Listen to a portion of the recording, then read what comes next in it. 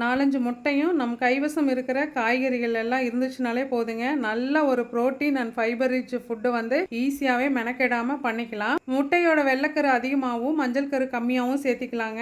இது காய்கள் எடுத்துக்கிறது எல்லாத்தையும் பொடிசாக கட் பண்ணி அது எல்லாத்தையும் கொஞ்சமாக எண்ணெய் விட்டு வதக்கிட்டு தேங்காய் துருவலுக்கு பதிலாக முட்டையை போட்டு வறுத்துட்டோம் அப்படின்னா அது சூப்பரான ஒரு ஹெல்த்தியான ஃபுட் ஆயிரும். இன்னைக்கு லஞ்சுக்கு பார்த்தீங்கன்னா அந்த எக் புரிஜிக்காக அது எல்லாத்தையும் ரெடி பண்ணிட்டு பருப்பு, ரசம், அதுக்கப்புறம் இது முள்ளங்கி பொரியல் துருவி சாதாரண எல்லா பொரியலும் பண்ணுற மாதிரி பண்ணி பாருங்கள், சூப்பராக இருக்கும். இன்றைக்கி ப்ரோட்டீனுக்கு வெஜிடேரியனுக்கு முட்டை, நான் வெஜிடேரியனுக்கு மீனுங்க.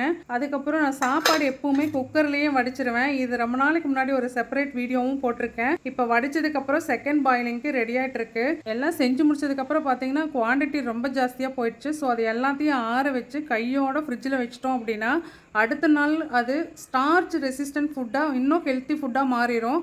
இது எங்களுக்கு நல்லா ஒர்க் அவுட் ஆகுதுங்க. ஸோ அது எல்லாத்தையும் எடுத்து உள்ளே வச்சுட்டு இன்றைக்கி லஞ்ச் பிளேட் பார்த்தீங்கன்னா இந்த மாதிரி தான் போச்சுங்க. முதல்ல எல்லாம் பார்த்தீங்கன்னா ஒரு நாளைக்கு ஏதாவது ஒரு கீரை கண்டிப்பாக இருக்கணும்னு மெனக்கெடுவேன்.